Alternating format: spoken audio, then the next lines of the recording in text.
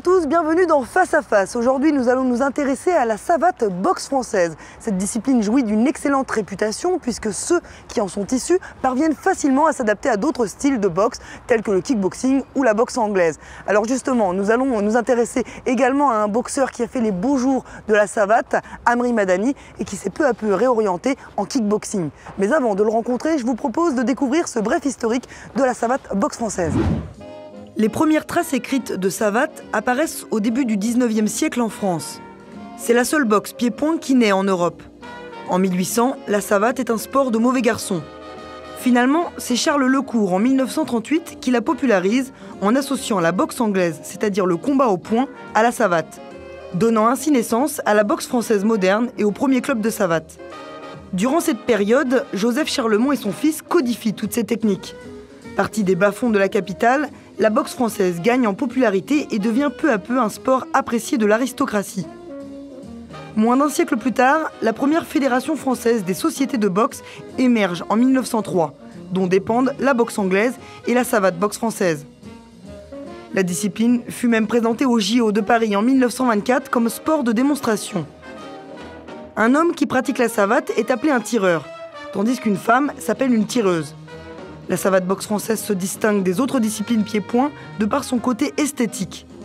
Les techniques de coups sont très déliées et armées. Mais la particularité est surtout vestimentaire. En plus du port obligatoire des chaussures, les tireurs revêtent une combinaison intégrale qui s'apparente à un fuseau. Aujourd'hui, l'équipe de France de boxe française est leader sur la scène internationale et représente une locomotive pour son développement au niveau mondial. Comme vous avez pu le remarquer dans l'historique, la boxe française nécessite une tenue très particulière. Nous allons donc rencontrer Aziza Oubaïta, la styliste des rings.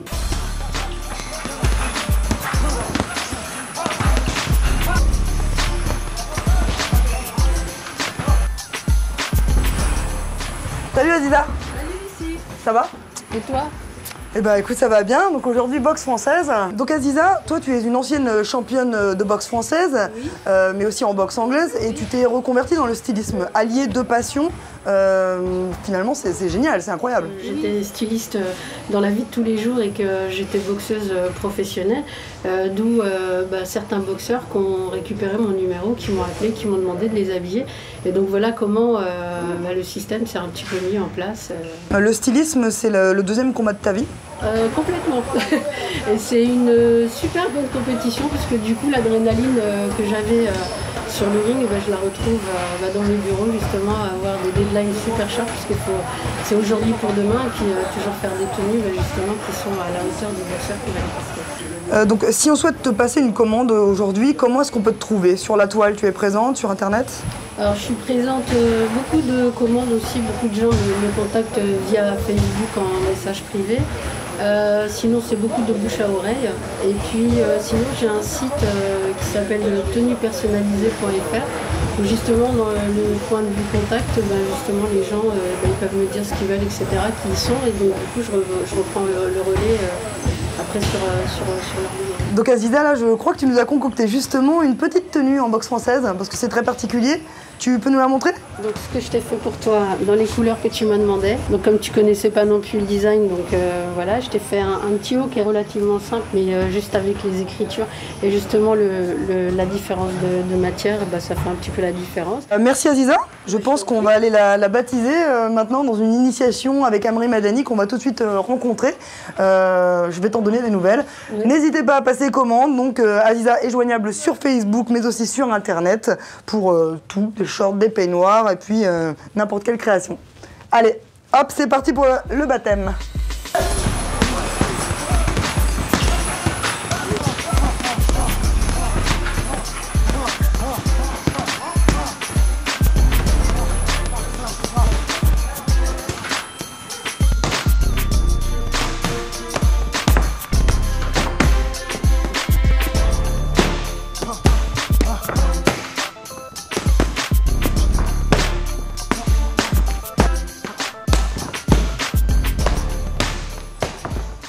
Amri Madani, c'est d'abord un garçon qui est très posé, bosseur, c'est un boulimique de travail, il s'entraîne tout le temps.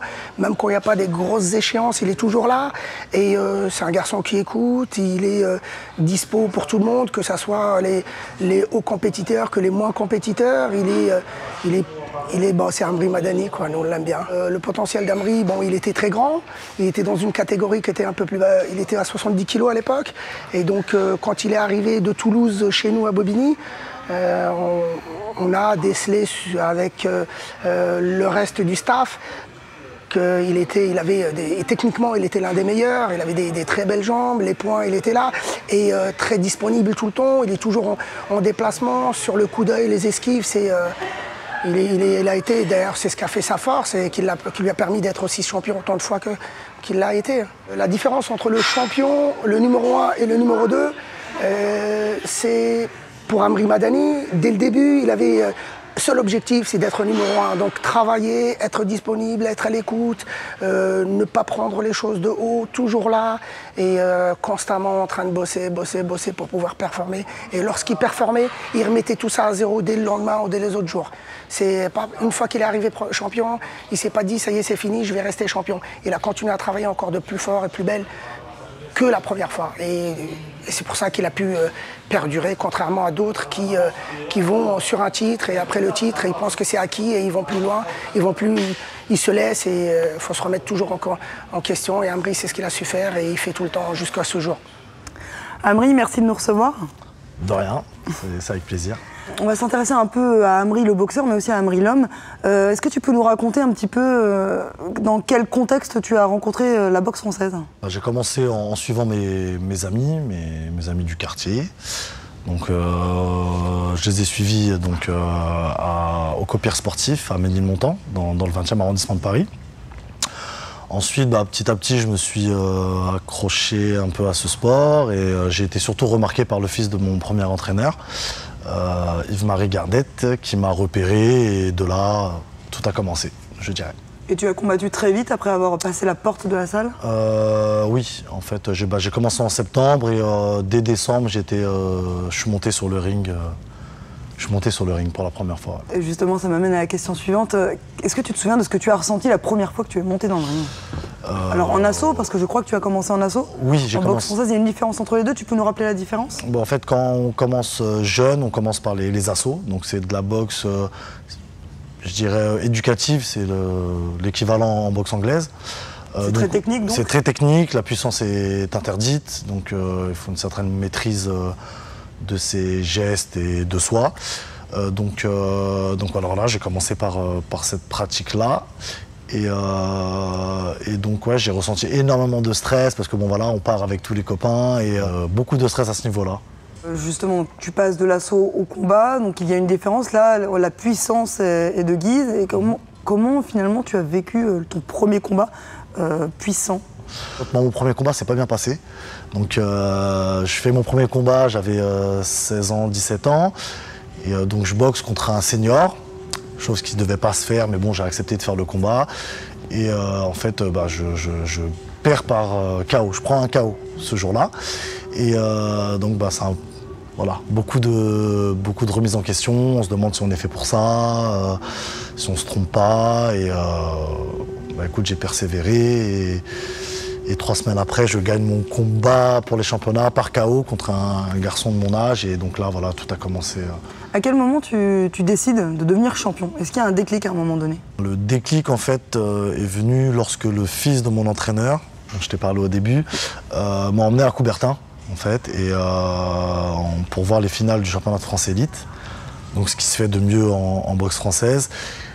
Et ce jour-là, je lui ai dit, écoute, un jour je serai là et je gagnerai ici. Et depuis ce jour-là, depuis mes 14 ans, en fait, j'ai voulu devenir champion. Tu performes de plus en plus, le regard des gens change peu à peu. Le regard des gens sur toi, c'est important ou pas? Le regard de mes proches, oui. Après, le regard des gens en général, non, je m'y attarde pas trop.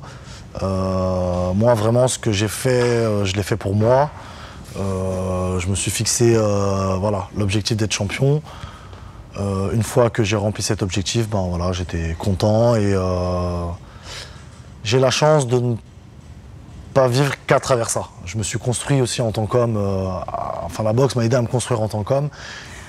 Ensuite, en 99-2000, je crois que tu intègres donc le pôle France-Toulouse. Ouais, c'est ça. Donc, il y a 2 pôles France, hein. Il y en a un à l'INSEP et un à Toulouse, c'est bien ça? Exactement. Qu'est-ce qui a motivé ta décision pour partir à Toulouse plutôt qu'à Paris? C'est exactement à ce moment-là que la boxe vraiment devient très importante pour moi, ça devient vraiment sérieux. Et d'un autre côté, je suis dans un moment de ma vie où voilà, je viens d'avoir mon bac, on va dire qu'on est dans une petite crise d'adolescence où on commence à faire un... Voilà, on va plus à l'école, on est plus trop sérieux, on est tenté par, voilà, par les sorties, par les amis, etc. Donc je me suis dit, écoute, voilà, soit tu pars, soit voilà, tu peux arrêter la boxe. Enfin voilà, donc j'étais dans l'incertitude et j'ai préféré partir pour pouvoir me concentrer complètement à la boxe et à mes études. Est-ce que tu te rappelles de ton regard sur l'équipe de France quand tu y es entré?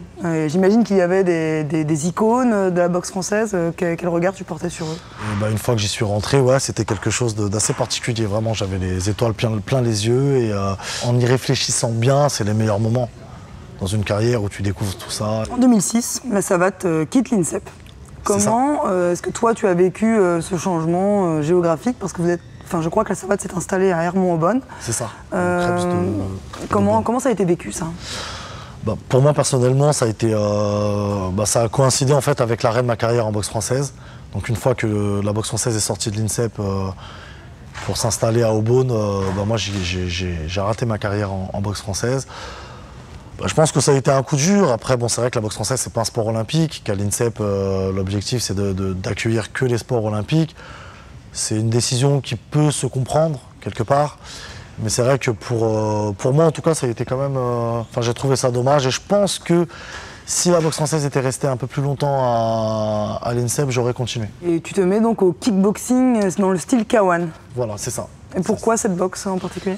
J'avais déjà boxé en kickboxing pendant ma carrière de boxe française, et c'est vrai que c'est très plaisant, c'est un sport où on est moins bridé, on va dire, au niveau des règles, parce qu'il faut savoir que la boxe française, c'est un sport très technique, très réglementé, très codifié, et au kickboxing, bon, on a un peu plus de liberté, donc voilà, je me suis tourné naturellement, comme beaucoup d'autres l'ont fait dans le passé, au kickboxing, et avec succès, donc c'était tout bénef. Le style K1, il est particulier parce qu'en plus de l'aspect pied-point, il y a les coups de genoux frontaux, oui. Donc sans saisie. Sans saisie, exactement. Donc ça, tu ne le maîtrisais pas forcément quand tu étais en boxe française, et pourtant ça ne t'a pas empêché de devenir un grand champion. Donc c'est vrai que s'adapter aux genoux, c'est quelque chose de particulier, il faut le travailler, c'est comme tout. Donc moi, je l'ai travaillé, mais c'est vrai que je me suis toujours dit qu'il fallait que je garde mes qualités premières, qui étaient les qualités que j'ai acquis en boxe française, donc les déplacements, la mobilité, les enchaînements, le coup d'œil. Et donc les coups de genoux, c'est vrai que j'ai eu un petit peu de mal à m'adapter à ça. Mais ça m'a... Enfin, la petite anecdote que j'ai, c'est que lors de mon championnat du monde en K1, je gagne sur un coup de genou sauté. Et donc voilà, alors que j'en avais jamais placé, on va dire. Et donc ça m'a fait rigoler un petit peu. Et donc tu es devenu champion du monde? Oui, je suis devenu en 2009 champion du monde de kickboxing. Donc super reconversion. Aujourd'hui donc tu as 33 ans et une carrière accomplie. Oui. Qu'est-ce qu'il te reste à prouver? À prouver rien, je pense. Mais aujourd'hui, en gros, pourquoi tu continues de boxer? C'est pour le plaisir? Pour le plaisir. Non, vraiment que pour le plaisir. Pour moi, voilà, j'ai la chance d'être dans un club très convivial où on est une grande famille et voilà. C'est ce qui me motive aujourd'hui à continuer de boxer. Et bien merci Amri, on va passer à l'initiation? Pas de problème. Allez, let's go. C'est parti. Alors Amri, là on rentre dans le vif du sujet. Tout d'abord, quelqu'un qui a envie de commencer la boxe française, qu'est-ce qu'il lui faut comme matériel au minimum pour s'entraîner? Alors, dans un premier temps, il lui faut des gants. Forcément. Forcément. Une paire de bandes, j'imagine. Une paire de bandes ou des mitaines. Pour celui qui commence, ça suffit. Ensuite, une coquille. Et ensuite, les chaussures de boxe française. C'est la particularité de la particularité de la boxe française. Donc, on est chaussé. Et voilà, ça peut être une arme redoutable. Et le protège-dents? Le protège-dents, c'est qui est là, ici. Donc, pour la partie boxe française, quelles sont les touches, enfin, quelles sont les zones de frappe qui marquent le plus de points en combat? Pour commencer, les zones de frappe, on peut toucher tout le corps. Donc en bas, la partie médiane et le visage. Ensuite, en termes de points, ce qui est plus spectaculaire et ce qui marque le plus de points, c'est lorsqu'on touche au visage. La seule contrainte qu'on a dans ce sport, en boxe française, il ne faut pas qu'il y ait prédominance de points. C'est-à-dire que tu ne peux pas faire un enchaînement au point pendant 10 secondes. En général, ce qu'on demande, c'est de faire des enchaînements pied-point, point-pied. Ensuite, on ne te dira jamais d'avoir une prédominance en jambes, parce que c'est quand même une spécificité du sport. Et donc, quand on a ton niveau, un combat, ça dure combien de rounds, de combien de minutes? Alors en fait, un combat sur des phases de qualification, c'est des rounds de 2 minutes, 3 rounds de 2 minutes, avec casque et protège tibia, coquille, etc., toutes les protections, parce qu'on est susceptible de faire 2 ou 3 combats dans la journée ou le week-end. Parce qu'en fait, sur des phases finales, que ce soit en demi-finale ou en finale des championnats nationaux ou internationaux, là, c'est 5 rounds de 2 minutes. D'accord, et là, on n'a plus de casque? Et là, on n'a plus de casque, on n'a plus de protège tibia, juste les gants, les chaussures et le cœur. D'accord. Donc là, tu vas m'initier aux techniques de base, tu vas m'initier à 3 techniques de base, et après tu m'apprendras ton petit spécifique, ton petit favori. D'accord, ok. Donc déjà, on va commencer par le fouetté. D'accord, donc c'est un coup à trajectoire circulaire. Donc je te montre, on va le faire sur les 3 zones de frappe. Donc il y a le fouetté bas, le fouetté médian et le fouetté figure. D'accord. Il y a une particularité dans la manière d'amener sa jambe? Oui, alors c'est une spécificité aussi du règlement, c'est qu'en boxe française, tous les coups de pied doivent être armés. C'est-à-dire qu'on ne peut pas balancer sa jambe, comme un morceau de bois ou comme en kick ou comme dans les autres sports pied-point. On nous demande d'armer les coups. Donc armer, c'est ce mouvement-là. Là, j'arme. Là, je suis en position d'armer. Je touche, je réarme. Bon. Ok, alors je vais essayer. Ouais, vas-y, je t'en prie. Alors, je vais faire la jambe avant. Très bien. Comme ça. Très bien. Médian. Alors Ouais, par contre, tu es ouais, un petit peu grand. Ouais, excuse-moi, je me... Ouais, Alors, bien. il faut travailler les assouplissements. Oui, il faut être assez souple. Ouais, C'est une des qualités requises. Bon, j'ai une carence, visiblement. Ensuite, on a le chassé. Donc le chassé, c'est un coup à trajectoire rectiligne.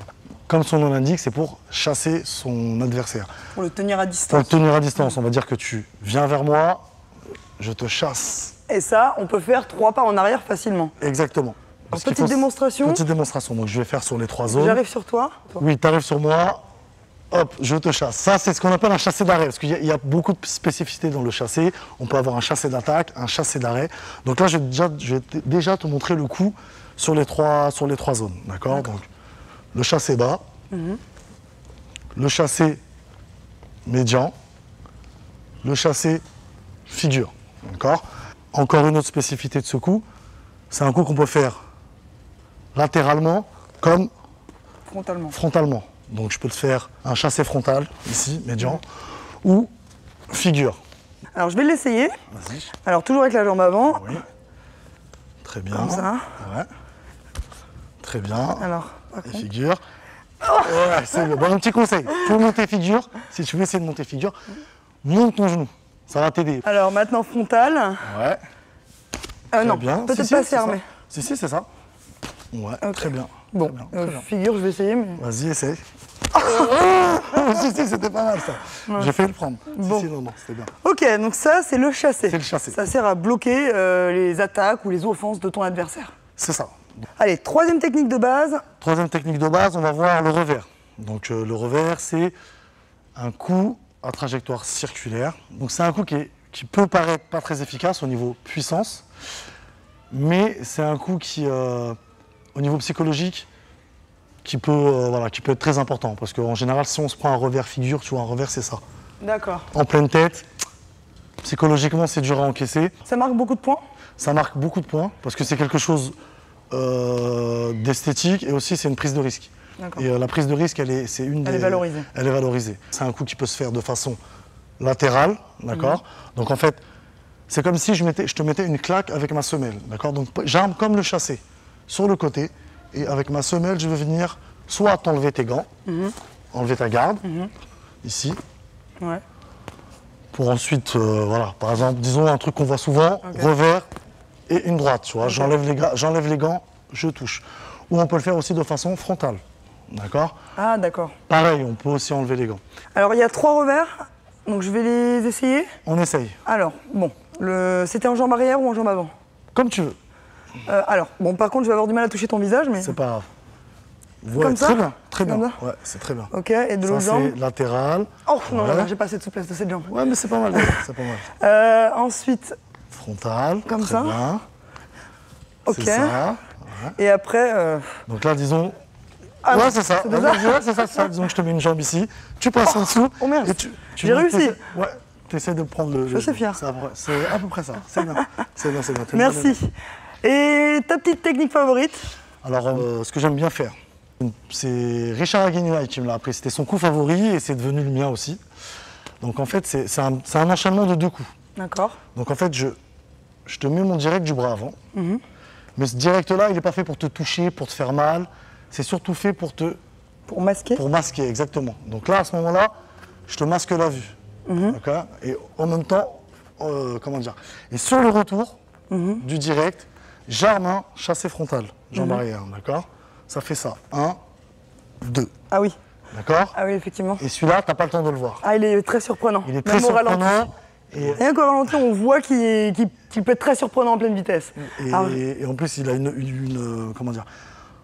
On peut aussi faire une petite variante. Donc pareil, je te masque le visage. Je viens te chercher en frontal arrière. Je me laisse retomber. Et là, boum! Avec tout le poids du corps, je descends ah oui. en droite. C'est de l'oppression totale. Et voilà. Et là, ça peut faire très très mal. D'accord, alors je vais l'essayer. On essaye. On va voir s'il y arrive. Alors, gauche. Tu montes bien le genou, Oh. très bien. Voilà, Ouais, c'est ça. dans l'équilibre. C'est ça. Alors, boum, boum. C'est exactement ça. Bah, par contre, il faut l'automatiser, ça. hein. Ouais, ouais. Bam, bam. Et tu te laisses tomber. Très bien. Si, c'est ça. Bon. Faudra pas essayer de nous le faire, ça. Non, mais je pense pas que j'ai l'automatisme des combinaisons. C'est très bien tout ça. Bah, écoute, Tu penses que je suis prête pour un petit combat? on va voir ça tout de suite sur le ring. Mais Bon. je pense que oui. Allez, on y va. parti. On garde. Boxe.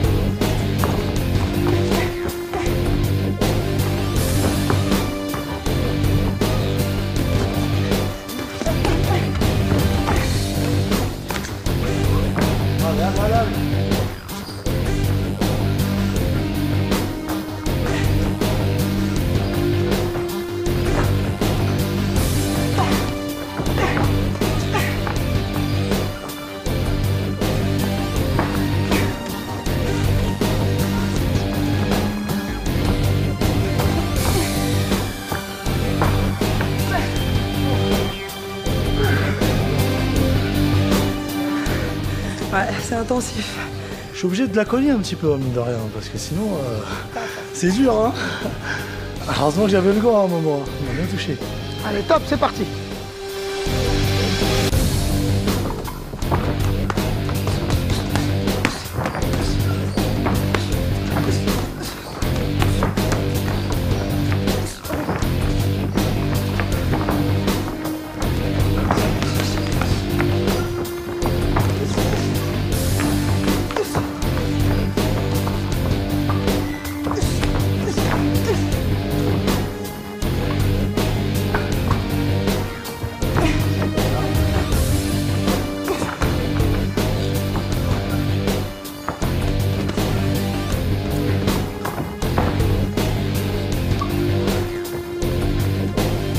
Allez, super. Allez, c'est parti. Pour l'honneur. Exactement.